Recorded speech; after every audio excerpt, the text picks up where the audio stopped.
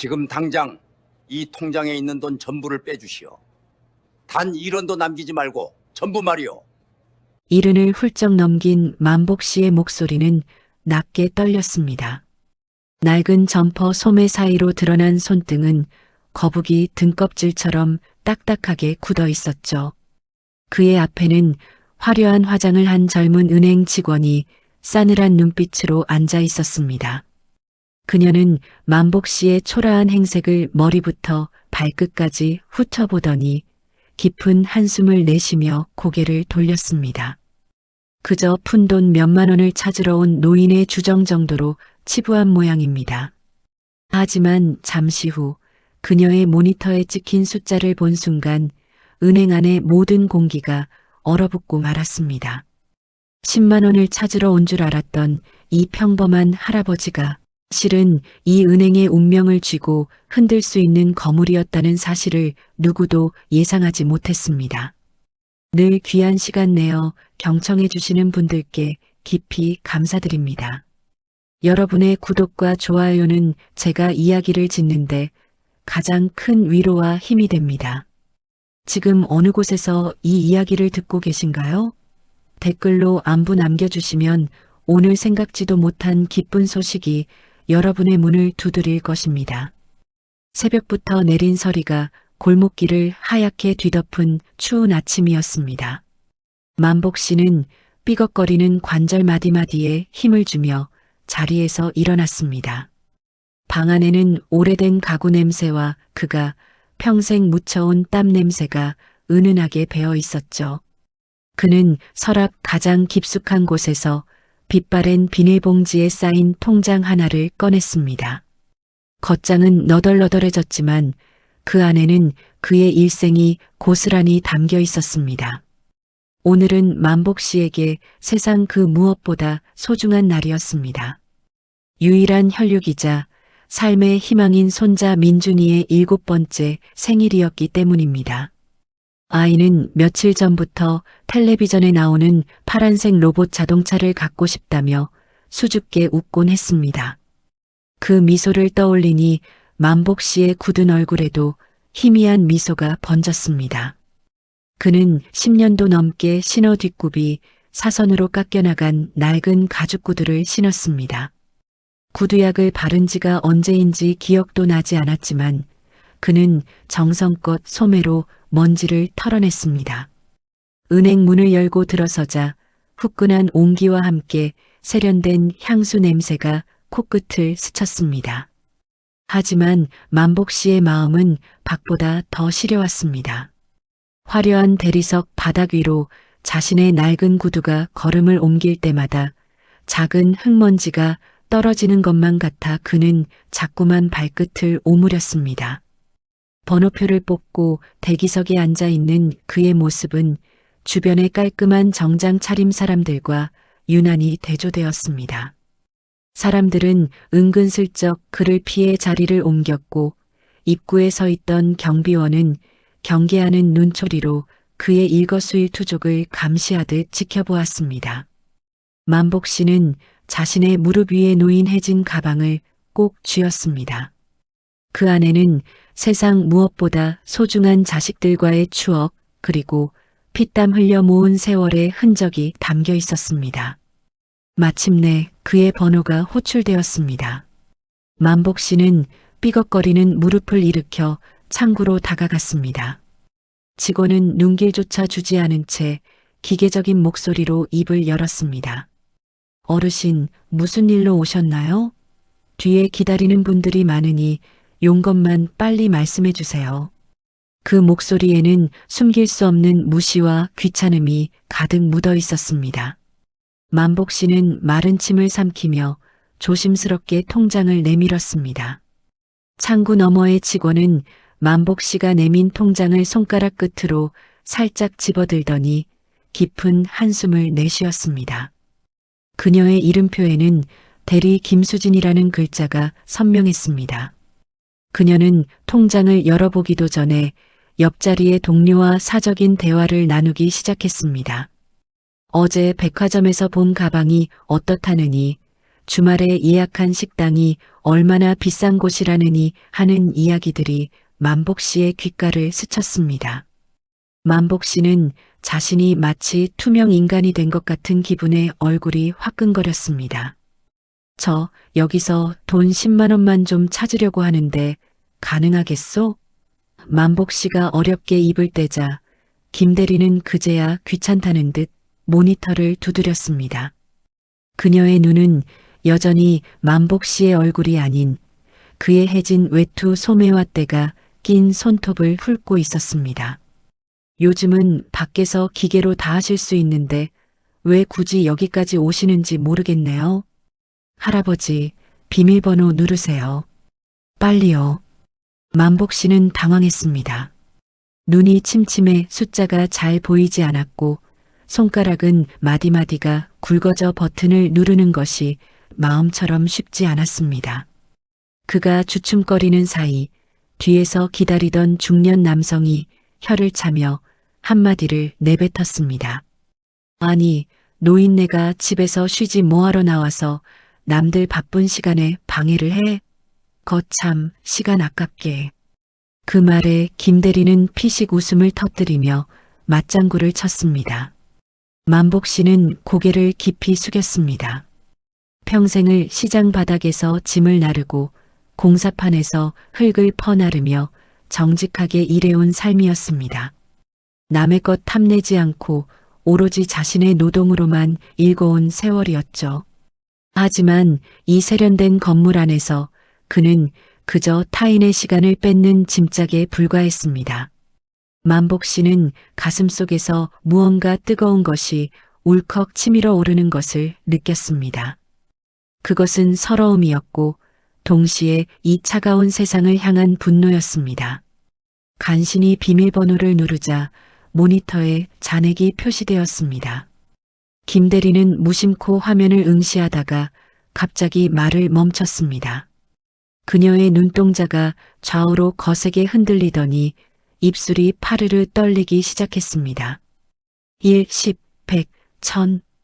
그녀는 속으로 단위를 세어나갔습니다.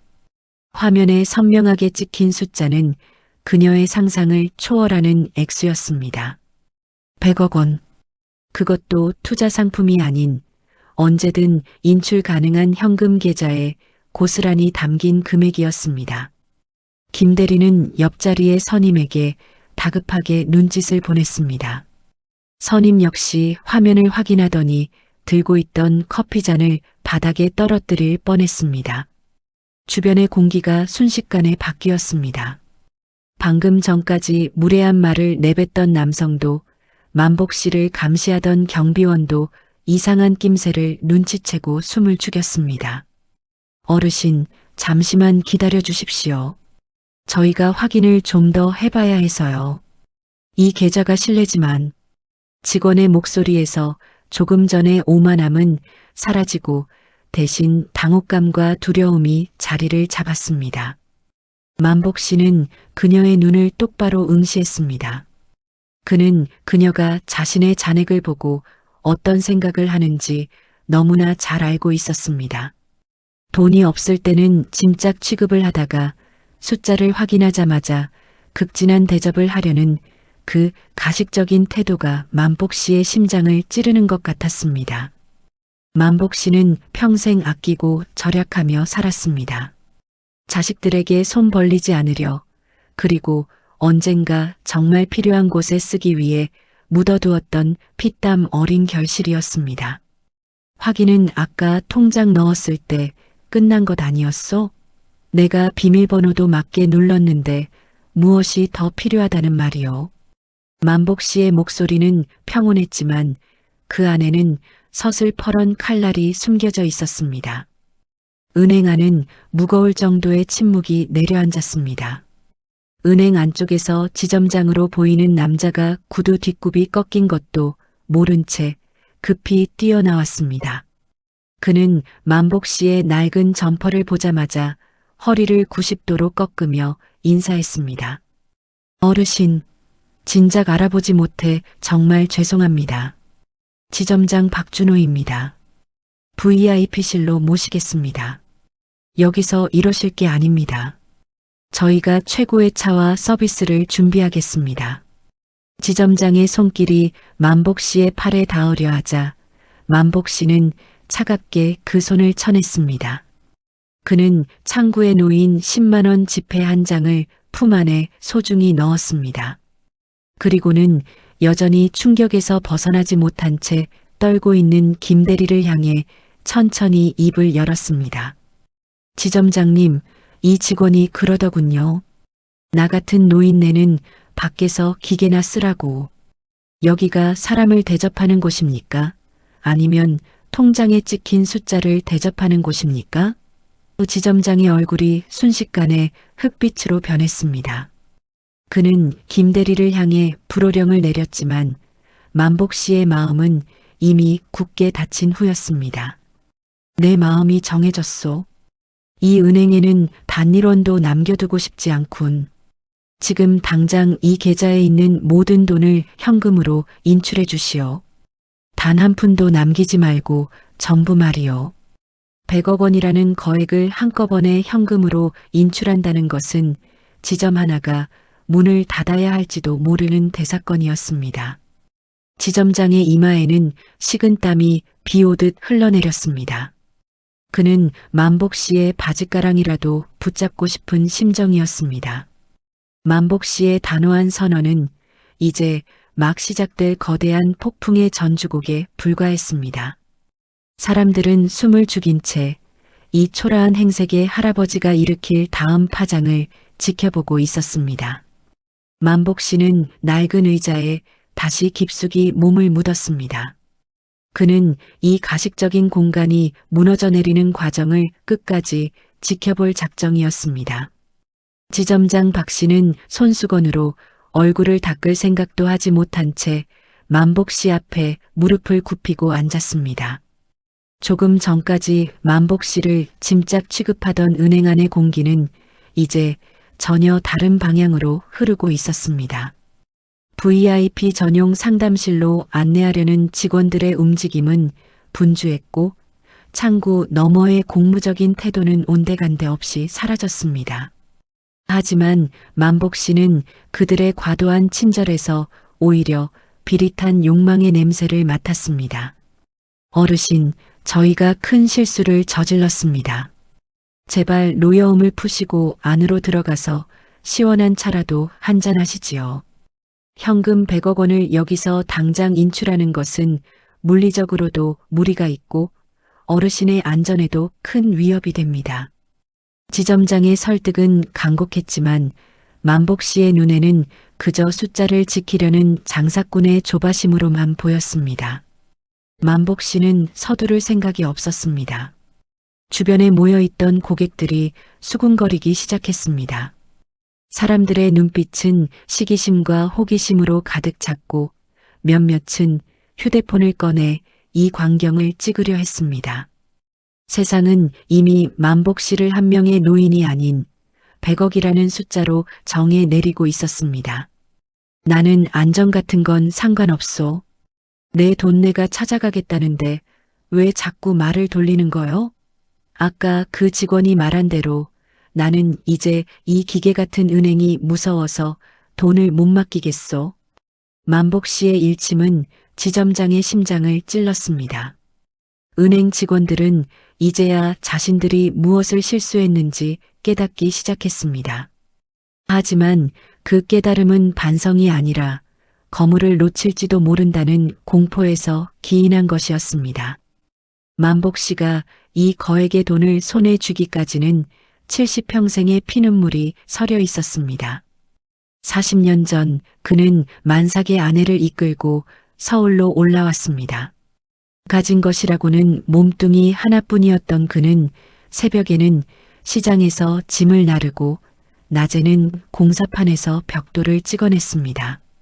밤에는 잠을 아껴가며 고철과 폐지를 주워 모았습니다. 손가락 마디마디가 뒤틀리고 손등에 살점이 터져나가는 통증은 일상이었습니다. 가장 가슴 아픈 기억은 아내가 몹시 알았던 그의 겨울이었습니다. 단돈 몇백만 원이 없어 병원 문턱에서 거절당하고 약 한 봉지 제대로 사주지 못한 채 아내를 먼저 떠나보냈던 그날, 만복 씨는 병원 앞 차가운 보도블록 위에서 피눈물을 흘리며 맹세했습니다. 다시는 돈 때문에 소중한 사람을 잃지 않겠노라고, 다시는 이 가난 때문에 무시당하지 않겠노라고 말입니다. 그날 이후 그는 독하게 돈을 모았습니다. 남들이 버린 땅을 사서 일구고, 남들이 외면한 낡은 건물을 수리하며 세월을 견뎠습니다. 운 좋게 그 땅들이 개발되면서 상상도 못할 부를 얻었지만 만복 씨는 여전히 낡은 점퍼를 입고 달아빠진 구두를 신었습니다. 그에게 돈은 쓰는 것이 아니라 자신의 존엄을 지키기 위한 마지막 보루였기 때문입니다. 하지만 오늘 그 보루가 가장 차가운 방식으로 비웃음을 샀습니다. 만복 씨는 지점장이 내민 고급 찻잔을 보며 씁쓸하게 웃었습니다. 이 차 한 잔이 아내가 아플 때 있었더라면 얼마나 좋았을까 하는 생각이 머릿속을 스쳤습니다. 이제 와서 받는 대접은 그저 허망할 뿐이었습니다. 지점장의 호통에 아까의 여직원 김대리가 만복 씨 앞으로 불려나왔습니다. 그녀의 화려했던 얼굴은 공포와 수치심으로 얼룩져 있었습니다. 그녀는 억지로 쥐어짜는 듯한 울음을 터뜨리며 만복 씨의 발치에 엎드렸습니다. 할아버지, 제가 정말 잘못했습니다. 제발 한 번만 용서해 주세요. 여기서 잘리면 저는 갈 곳이 없습니다. 그녀의 사과에는 진심 어린 미안함보다 자신의 일자리를 걱정하는 절박함이 더 컸습니다. 만복 씨는 그녀의 떨리는 어깨를 물끄러미 바라보았습니다. 만약 그가 정말로 통장에 10만 원밖에 없는 가난한 노인이었다면 그녀가 저렇게 무릎까지 꿇으며 울었을까요? 아마도 보안 요원을 불러 그를 끌어내며 침을 뱉었을지도 모릅니다. 학생, 고개 드시오. 나한테 미안해할 것 없소. 당신은 당신이 배운 대로 행동했을 뿐이니까. 이 건물이 가르쳐준 대로 비싼 옷 입은 사람에겐 웃고 낡은 옷 입은 노인에겐 침 뱉는 법을 아주 잘 익혔더군. 만복 씨의 담백한 말 한마디가 여직원의 가슴에 비수처럼 꽂혔습니다. 지점장은 상황이 점점 악화되자 본사의 상무에게까지 보고를 올리며 사태 수습에 혈안이 되었습니다. 은행 정문은 어느새 소문을 듣고 몰려온 사람들로 인산인해를 이루었습니다. 평소 만복 씨를 투명 인간 취급하던 이웃들도 이제는 아는 체를 하며 은행 안으로 밀고 들어오려 했습니다. 사람들은 만복 씨가 왜 이토록 화가 났는지보다 그가 정말 100억 원을 인출할 수 있을지에만 온 정신이 쏠려 있었습니다. 은행 밖이 소란스러워지더니 검은색 세단 한 대가 급정거하며 멈춰 섰습니다. 차 문이 부서질 듯 열리고 한 남자가 뛰어들어왔습니다. 만복 씨의 장남 대식 씨였습니다. 그는 사업을 한답시고 아버지의 노후 자금을 수차례 빼돌리고도 고마워할 줄 모르는 아들이었습니다. 대식 씨는 숨을 헐떡이며 만복 씨의 앞을 가로막았습니다. 아버지, 이게 지금 무슨 난리예요? 100억이라니요? 그 돈이 다 어디서 났어요? 저한테는 한 푼도 없다고 죽는 소리 하시더니 이 은행에 숨겨두고 계셨던 거예요? 아들의 눈은 이미 돈 뭉치를 본 듯 광기에 차 있었습니다. 그는 지점장에게 다가가 거칠게 항의했습니다. 당신들 우리 아버지한테 무슨 짓을 한 거야? 노인네가 제정신이 아니신데 돈을 다 인출해주면 어떡해? 당장 중단해. 이 돈은 우리 집안의 생명줄이라고. 만복 씨는 아들의 일그러진 얼굴을 보며 깊은 한숨을 내쉬었습니다. 돈은 사람의 본 모습을 투영하는 거울이라고 했던가요? 은행 직원들의 가식, 이웃들의 시기, 그리고 자식의 탐욕까지. 만복 씨는 100억이라는 거대한 숫자가 불러온 이 추악한 연극의 한복판에서 외로운 섬처럼 서 있었습니다. 대식아, 너는 여기 왜 왔느냐? 내가 죽었다는 소식에도 코빼기도 안 비치던 놈이 돈 냄새는 귀신같이 맡았구나. 만복 씨의 서늘한 꾸짖음에도 아들은 물러서지 않았습니다. 오히려 그는 아버지의 가방을 뺏으려 들며 실랑이를 벌이기 시작했습니다. 이제 갈등은 은행과 만복 씨의 싸움을 넘어 천륜을 저버린 가족 간의 진흙탕 싸움으로 번지고 있었습니다. 아버지, 제발 정신 좀 차리세요. 이 눈먼 돈이 다 어디서 났는지는 모르겠지만 지금 이러시는 건 노망난 노인네랑 다를 게 없다고요. 대식 씨의 고함에 은행 안의 공기는 다시 한번 얼어붙었습니다. 그는 자신의 아버지를 향해 손가락질하며 주변 사람들의 동의를 구하듯 소리를 질러댔습니다. 아들의 눈에는 이제 아버지는 보이지 않았습니다. 그저 저 창구 뒤편 금고 어딘가에 쌓여있을 100억 원이라는 숫자만이 그의 머릿속을 지배하고 있었습니다. 만복 씨는 가슴 한편이 아릿해오는 것을 느꼈습니다. 평생을 자식을 위해 굽은 등으로 살아온 세월이 주마등처럼 스쳐 지나갔습니다. 아들은 지점장의 멱살을 잡을 듯이 다가갔습니다.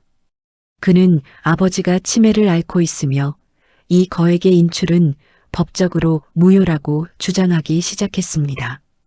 지점장은 난감한 기색을 감추지 못했습니다. 법적인 서류가 없는 상태에서 고객의 요구를 거절할 명분은 없었지만 아들의 저토록 서슬 펄은 기세도 무시할 수 없었습니다. 만복 씨는 떨리는 손으로 가슴을 움켜쥐었습니다.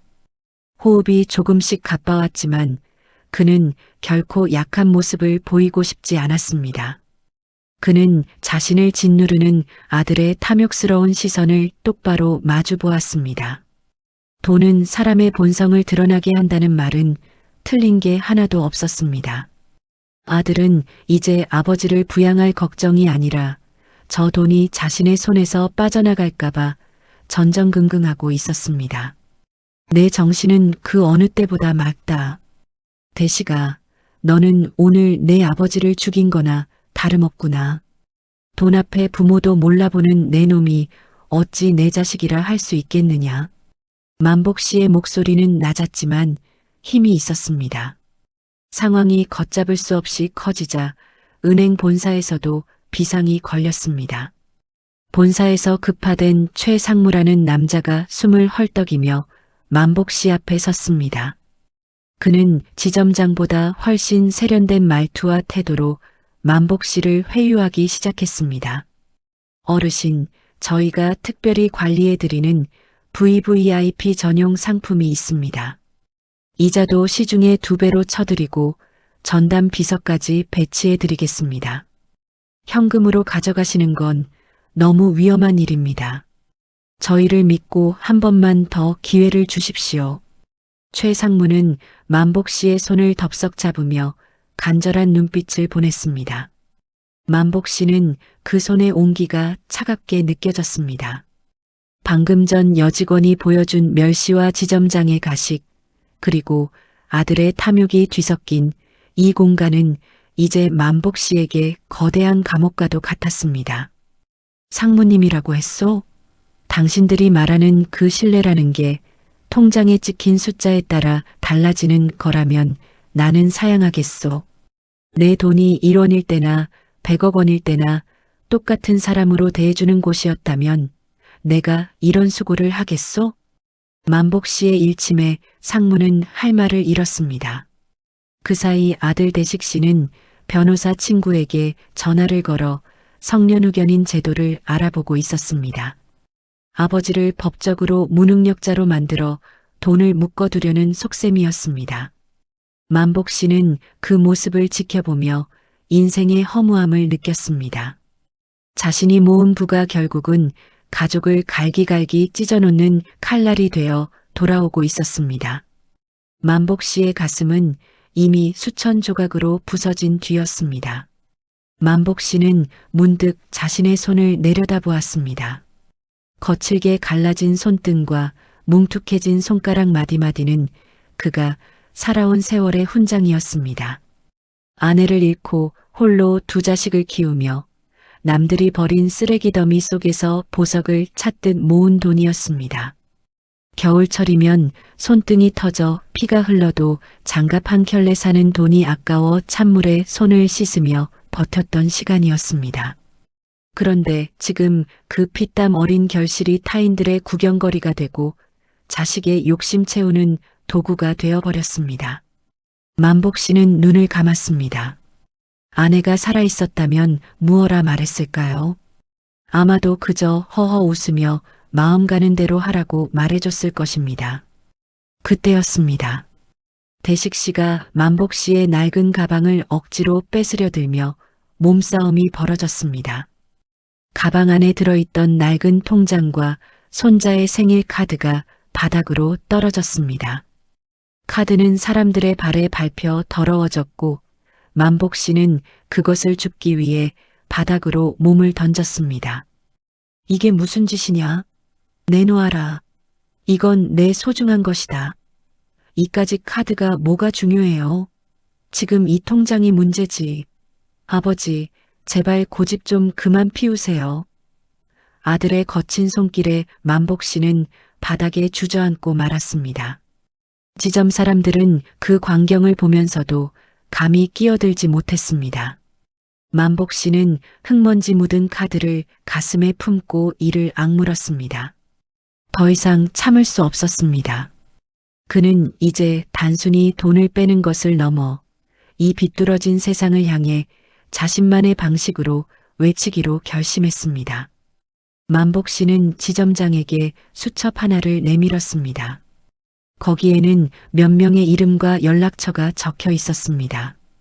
그는 아주 낮은 그러나 단호한 목소리로 지시했습니다. 현금이 준비되는 대로 이 사람들을 불러주시오. 내 돈의 행방은 그들이 오면 결정될 것이오. 지점장은 의아해하며 연락처를 확인했습니다. 그곳에는 화려한 이름들 대신 시장 귀퉁이에서 국밥집을 하는 할머니, 폐지를 줍는 독거노인 지원센터, 그리고 만복 씨가 남몰래 후원해 오던 작은 고아원의 원장 이름이 적혀 있었습니다. 아들 대식 씨는 그 명단을 훔쳐보고는 실성한 듯 웃음을 터뜨렸습니다. 아버지, 정말 미치셨군요. 그 거지들한테 이 돈을 다 주겠다고요? 제가 절대로 가만히 안 있을 겁니다. 소송을 해서라도 막을 거예요. 만복 씨는 대답 대신 시계를 보았습니다. 이제 곧 약속한 시간이 다가오고 있었습니다. 은행 밖에는 취재진까지 몰려들어 북새통을 이뤘습니다. 100억 원이라는 거액이 현금으로 인출된다는 소식은 이미 SNS를 통해 일파만파 퍼져나간 상태였습니다. 긴장감이 감도는 은행 안으로 정적을 깨고 한 무리의 사람들이 들어오기 시작했습니다. 그들은 하나같이 초라한 행색이었지만 눈빛만은 맑고 정직했습니다. 그들이 만복 씨 주변을 둘러싸자 아들과 은행 직원들은 이질적인 풍경의 당혹감을 감추지 못했습니다. 만복 씨는 천천히 자리에서 일어나 그들을 맞이했습니다. 그의 인생에서 가장 치열하고도 슬픈 선택의 시간이 임박했습니다. 아버지, 지금 제정신이세요? 이 사람들이 누군 줄 알고 이런 신성한 은행 안으로 들입니까? 당장 내보내지 못해요? 아들 대식 씨의 고함에도 만복 씨는 미동조차 하지 않았습니다. 오히려 그는 문을 열고 들어오는 이들을 향해 평생 보여준 적 없는 따뜻한 미소를 지어 보였습니다. 들어온 이들은 하나같이 세월의 풍파를 온몸으로 맞은 듯한 모습이었습니다. 생선 비린내가 배어있는 앞치마를 두른 시장 할머니, 얼굴에 검댕이 묻은 채 서둘러 달려온 연탄 배달부 그리고 낡은 휠체어를 밀고 들어온 지체 장애인 시설의 원장이었습니다. 은행의 화려한 샹들리에 조명 아래서 그들의 초라한 행색은 더욱 도드라졌습니다. 지점장은 당혹스러운 표정으로 그들을 막아서려 했지만 만복 씨의 서슬 퍼런 눈빛에 주춤하며 길을 터주었습니다. 만복 씨는 창구에 가득 쌓이기 시작한 현금 뭉치들을 가리키며 입을 열었습니다. 여러분, 바쁜 시간에 오게 해서 미안합니다. 여기 있는 이 종이 뭉치들이 무엇인지 보이십니까? 누군가에게는 목숨보다 귀한 것이고 누군가에게는 사람을 급으로 나누는 잣대였던 물건입니다. 사람들은 영문을 몰라 서로의 얼굴만 쳐다보았습니다. 만복 씨는 가장 먼저 생선 할머니의 거친 손을 잡았습니다. 할머니는 만복 씨가 매일 아침 시장을 돌며 폐지를 주울 때 아무 말 없이 따뜻한 차 한 잔과 고등어 한 토막을 신문지에 싸주던 분이었습니다. 그녀는 만복 씨가 100억 자산가라는 사실보다 오늘 그의 눈에 맺힌 깊은 슬픔을 먼저 읽어내고 있었습니다. 만복 씨는 현금을 나누기 시작했습니다. 하지만 그것은 무분별한 기부가 아니었습니다. 그는 한 사람 한 사람의 이름을 부르며 그들이 자신에게 베풀었던 평범하지만 위대한 선행들을 읊어 나갔습니다. 김씨 할머니, 당신이 내어준 그 고등어 한 토막이 내게는 100억보다 무거웠소. 이건 당신의 손자들이 등록금 걱정 없이 공부할 수 있게 돕는 내 작은 성이요. 그리고 박 기사, 당신은 내가 길가에서 쓰러졌을 때 배달을 멈추고 나를 업어 병원까지 뛰었지. 그날 당신이 흘린 땀방울의 값을 이제야 치르려 하오. 만복 씨는 현장 인출된 금액의 절반을 그 자리에서 사회복지 공동모금회와 그가 부른 이들의 이름으로 기부하고 증여했습니다. 지점장과 상무는 입을 벌린 채 그 광경을 바라보았습니다. 100억 원이라는 거액이 자신들의 실적에서 빠져나가는 소리가 들릴 때마다 그들의 가슴은 타들어갔습니다. 하지만 만복 씨의 마음은 반대로 한없이 평온해졌습니다. 숫자로만 존재하던 돈이 누군가의 눈물을 닦아주고 누군가의 꿈을 지탱해주는 생명력으로 변하는 순간이었습니다. 여직원 김대리는 구석에서 소리 없이 흐느꼈습니다.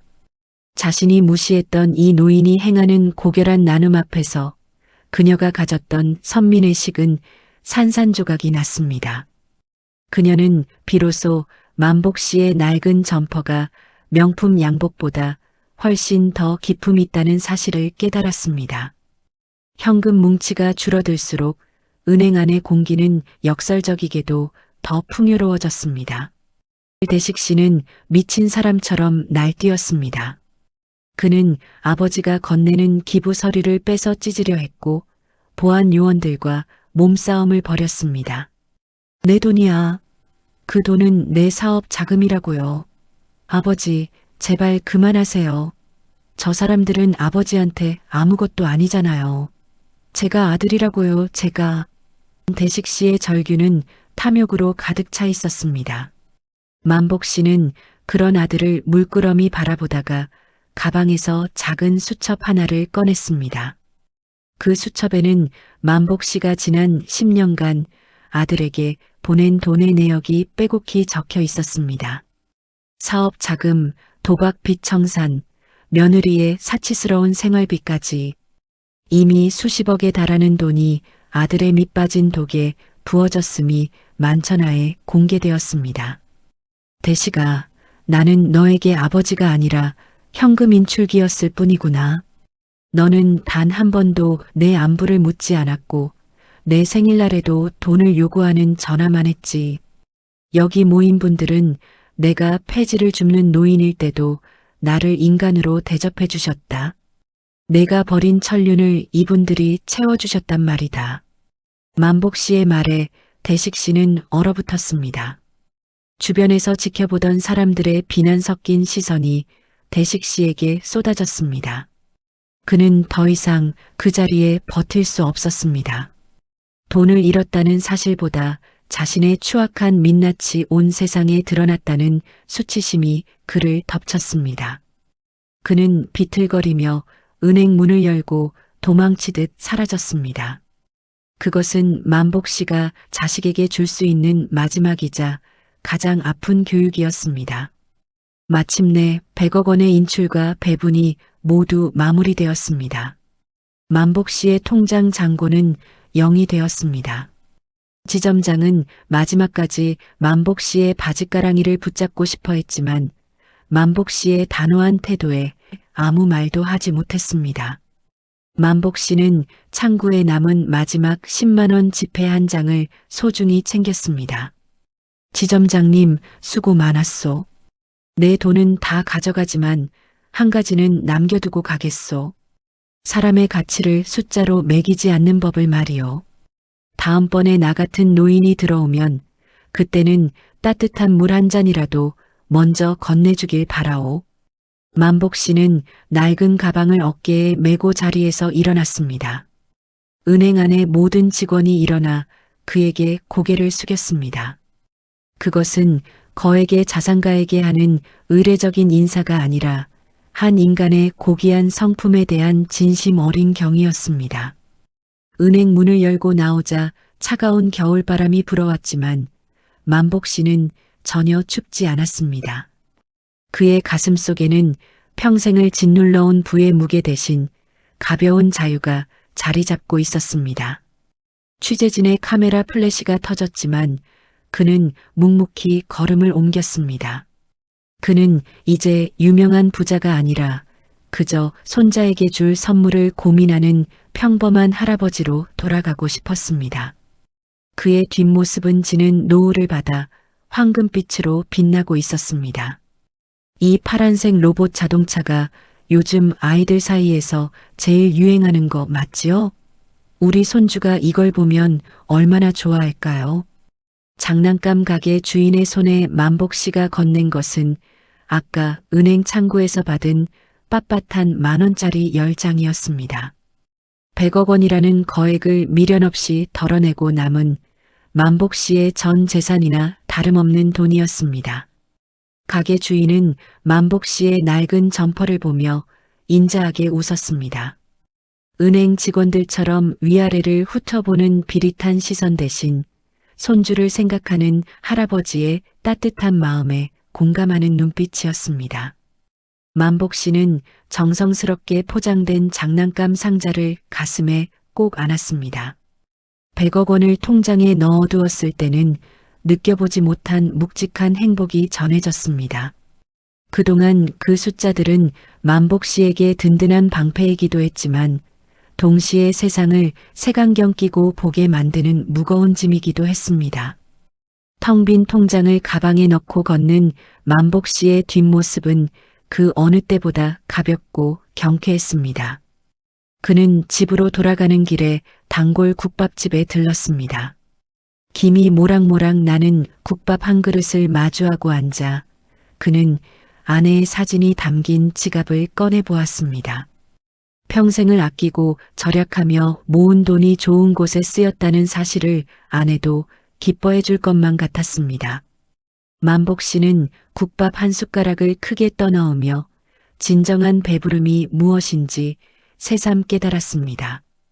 그것은 곳간이 가득 찼을 때가 아니라 마음의 응어리가 풀렸을 때 찾아오는 평화였습니다. 앞으로는 어떤 분이 오시든 통장 잔고가 아니라 그분이 살아온 세월을 먼저 예우해 드리겠습니다. 정말 죄송했습니다. 만복 씨가 다녀간 지 일주일 후 은행 지점장은 전 직원을 모아놓고 고개를 숙였습니다.